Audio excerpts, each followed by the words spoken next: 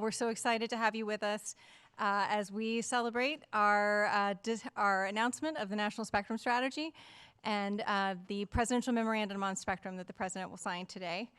I'm so pleased to have a number of speakers to introduce you to. First, Lael Bernard, Director of the National Economic Council.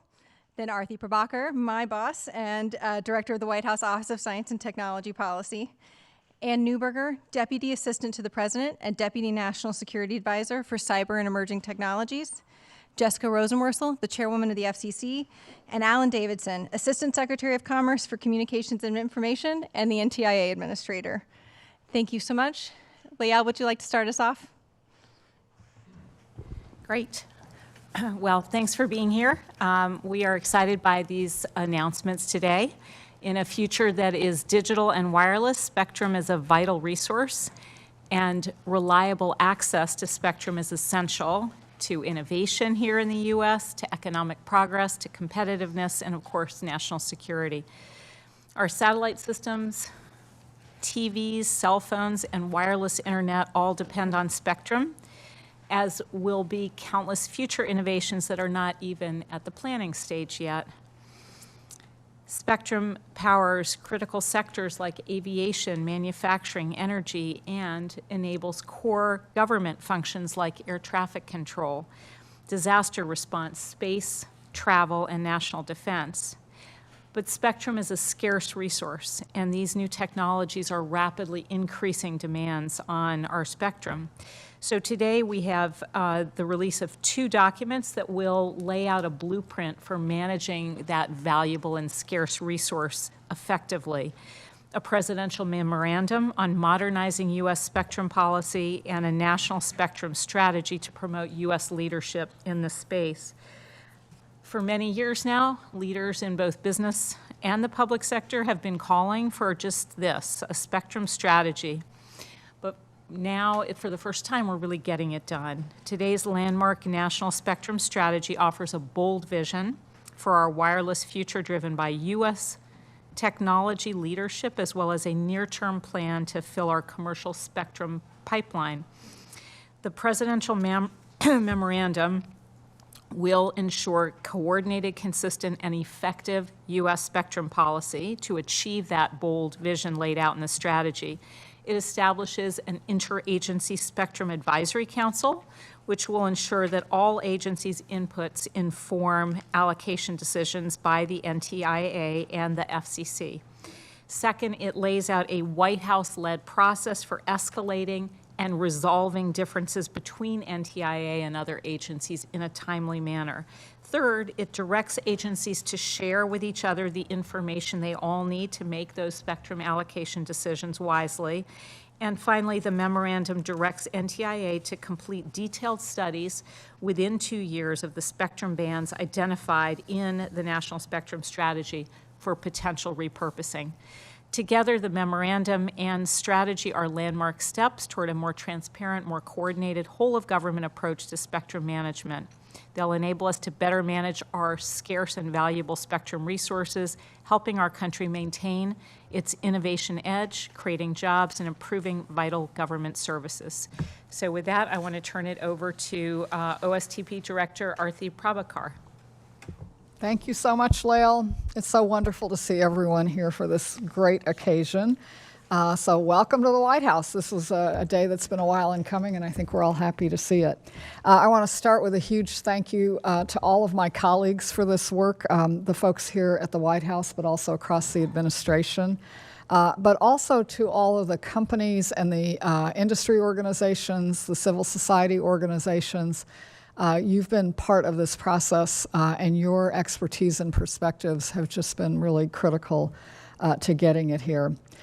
In signing this presidential memorandum today, President Biden is sending a strong message that the radio frequency spectrum is one of our most important national resources. And you all know this. Every company, every organization that uses the spectrum knows how vital it is for every form of communication and broadcast, for our military, for safety purposes, for environmental monitoring, for all areas of research.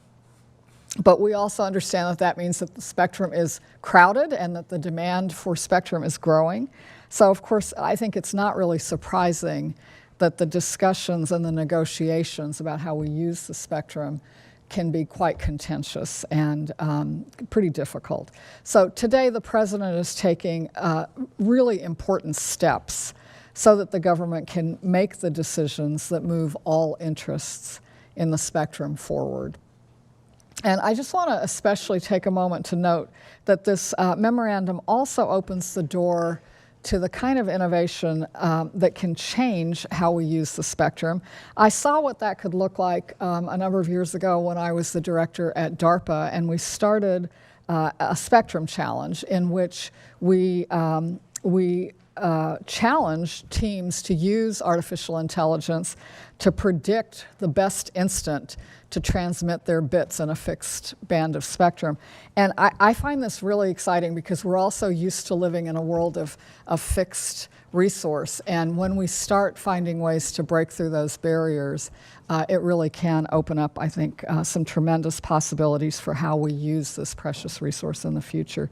So with this and the other steps in the plan, we're getting on a path to a future in which the spectrum can, in fact, meet all of our many needs. And we look forward to continuing to work with you on that. And with that, let me turn it over to Ann Neuberger. Thank you very much, Arthi. It's good to be here, and I echo Arthi's welcome to everyone here, as well as deep thanks to various individuals across the interagency for the partnership and hard work in producing this national spectrum strategy. In addition to a role as a critical technological and economic resource for the U.S., spectrum is absolutely essential from a national security perspective. Connecting and protecting us, spectrum underpins our GPS, the satellite communications underpinning military communications around the world, the many systems our military and intelligence community use to keep us safe, as well as GPS that lets us navigate anywhere on the planet. The Department of Defense is the largest user of spectrum, fielding many different types of radars, weapon systems with precision navigation, air traffic control, and as I mentioned, intelligence, surveillance, and reconnaissance, including unmanned systems. All of these are sensitive and critical to our national security. That leaves us with a challenge. Put simply, as Arthi outlined, there are no easy bands that don't have current users. And as a result, the White House brought federal users together over the last number of months in a process to identify spectrum for in-depth study of current usage to determine what could be used more efficiently and/or shared. As a result of that White House-led process, the strategy we're announcing today identifies more than 2,700 megahertz of spectrum for in-depth, near-term study to be completed within 2 years. I'll be clear, to be completed within 2 years, the most ambitious study goal to date. That includes more than 1,600 megahertz of critical mid-band spectrum, which was critical to 5G and will be critical as well to 6G, including the lower 3 gigahertz and 7 to 8 gigahertz bands. In addition to those bands, the strategy directs studies of lower 5 gigahertz, 18 gigahertz, and lower 37 gigahertz. This includes a mix of bands to enable a variety of services and sectors, including wireless broadband, drones, and satellite operations. As the strategy is implemented and the study takes place, the White House, and certainly the NEC, OSTP, and the NSC, will ensure that the studies are effective and are based on the best available science and data. In addition to identifying more spectrum, we also want to ensure that the spectrum we already are using is being used most efficiently. There are new technologies that could potentially give us new ways to do so that government agencies, like DoD, can still use it to critical purposes while creating more opportunities for commercial uses. Therefore, the National Spectrum Strategy also outlines an effort on one such technology, dynamic spectrum sharing, in partnership with industry in a key timeline, 12 to 18 months, to establish ambitious, measurable goals for advancing dynamic spectrum sharing. The wireless industry has thrived due to private sector investments, as many as highlighted to us, which depends on the certainty that spectrum capacity will be available when it's needed, free from harmful interference. Ensuring that sharing technologies provide a similar level of certainty is key, and a key requirement for the long-term viability of any dynamic spectrum sharing. Finally, the timing and release of this national spectrum strategy isn't coincidental. What we just described in terms of the importance of connectivity to economies and national security certainly applies around the world as well. The UN is hosting the World Radio Conference at the end of the month, where countries from around the globe gather to determine which bands to propose for study for 6G use, enabling us to harmonize use of spectrum around the world and create economies of scale for 6G equipment. There are significant advantages for the U.S. to come into that World Radio Conference with this release of the National Spectrum Strategy, outlining our strategy to make spectrum available for next-generation technologies. Given the size of the U.S. economy, the history of U.S. technological leadership in wireless communications, that was particularly important. So the release of this strategy before the World Radio Conference is very much intentional. As I conclude, I'll give just one example of where we are and where we want to go in this industry. Our cars today already depend on many radar systems, warning us, for example, as we veer out of a lane. New vehicle-to-everything systems and greater autonomous driving will allow vehicles to communicate directly with roadside infrastructure as well as with each other, making travel safer, reducing commuting times and congestion. So with that, I'll turn it over to Jessica Rosenwurzel, Chairwoman of the FCC and a key partner throughout the development of this National Spectrum Strategy. Thank you. Thank you so much, Anne, and thank you for having me here today. You don't have to look very far to see that wireless technology is remaking our world. You see it in the way we rely on the phones in our palms, pockets, and purses. You see it in the internet connections between people and things that are multiplying all around us. And on top of that, there are a growing number of systems for inventory management, payments, imaging, security, resource management, and more that count on our airwaves every day. Now, this invisible infrastructure that powers our new wireless world is spectrum. And the demands on this infrastructure are growing at a breakneck pace as wireless technology expands and transforms so much in our economy and modern life. All of this means that how we divvy up spectrum and divide this scarce resource is important.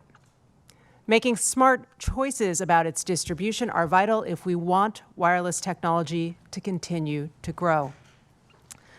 To be honest, these choices are not always easy. The tools we have for allocating and repurposing spectrum between and among users are constrained on one hand by the rules of law and on the other by the rules of physics.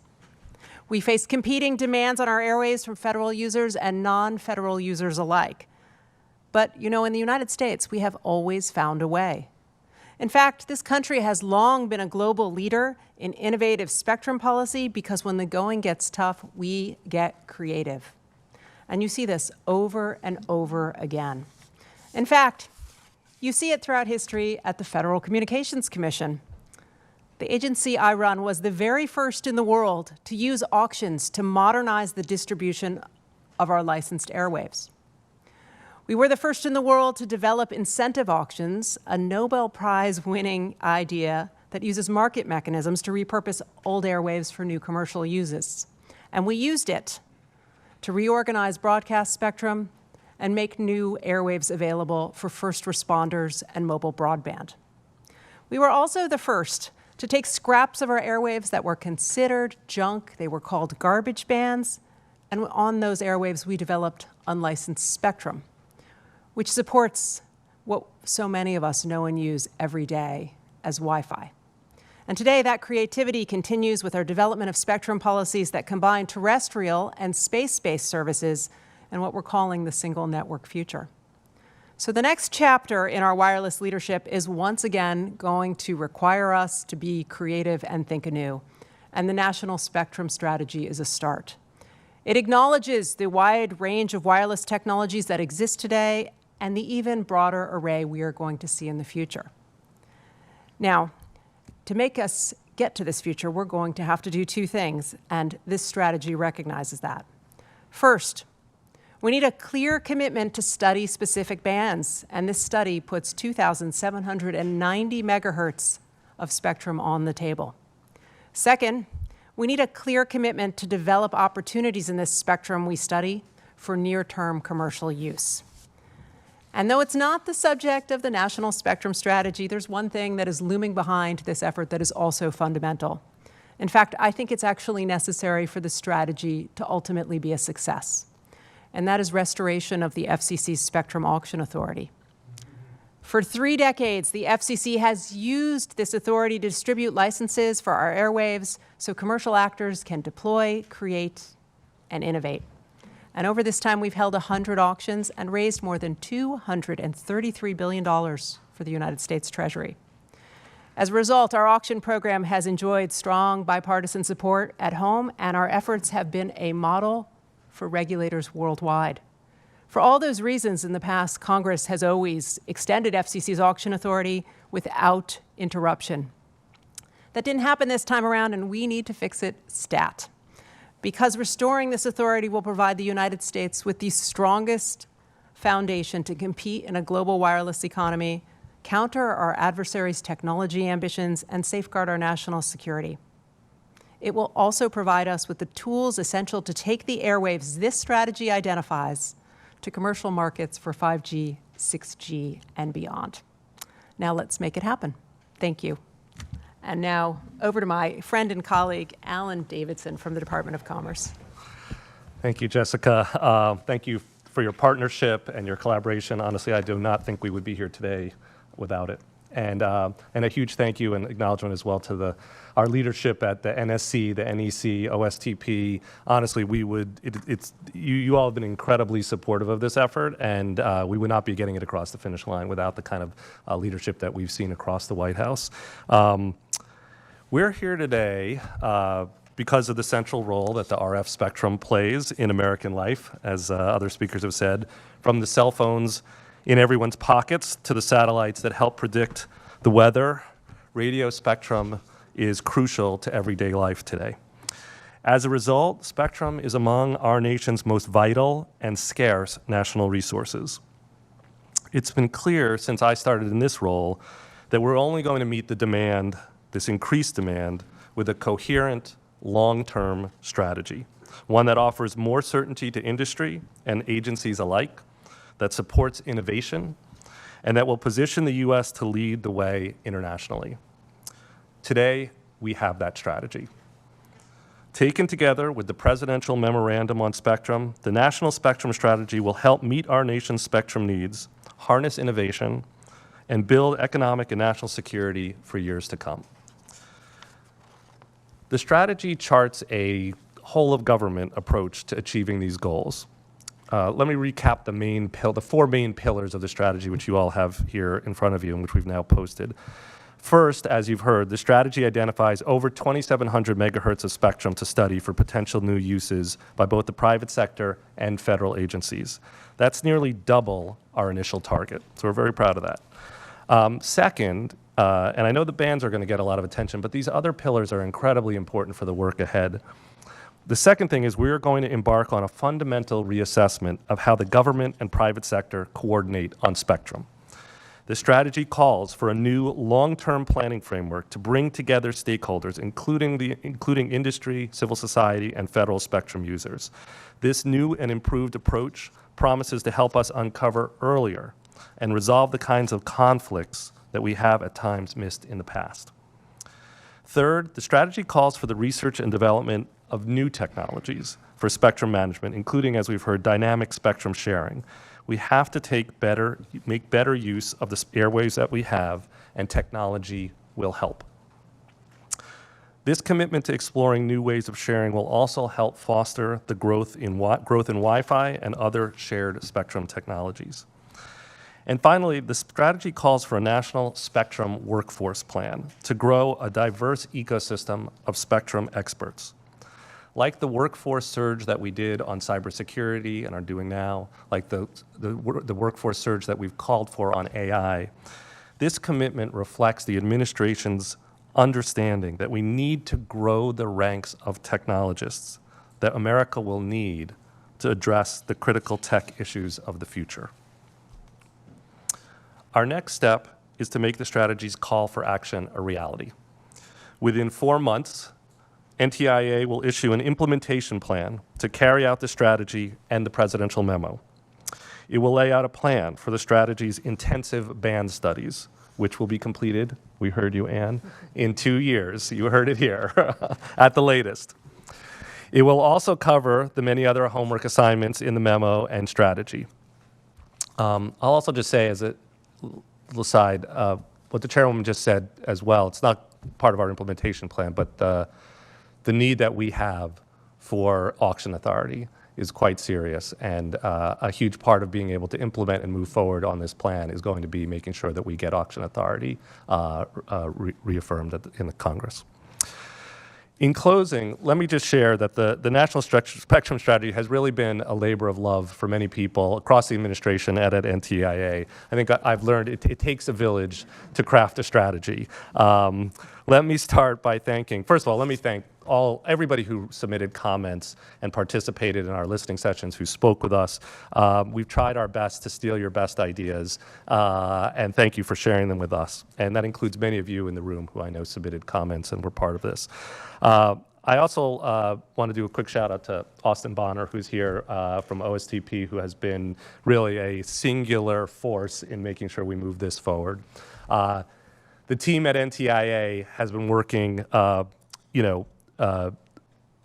incredibly hard on this. This has been, something that we've been working on for quite a while now, quite intensively in recent months. And many of them are here. They're the ones with the big smiles sitting here in the front row. This has been something we've been working on for quite a while. Let me just single out 2 folks. Charles Cooper, who's sitting here, is the head of our Office of Spectrum Management. He's been an incredible leader in the space and has really shepherded this effort. And Scott Harris, who's been our senior advisor and director of our National Spectrum Strategy. Best thing I did here was really hiring Scott and standing back and letting him run the show. So we're very grateful for everybody's work, and it has been a real across-the-government effort. The country needs this strategy. We're proud to be delivering it. Americans deserve the most advanced wireless technologies possible. This National Spectrum Strategy will help deliver them. Thank you, and onward. Back to you, Austin.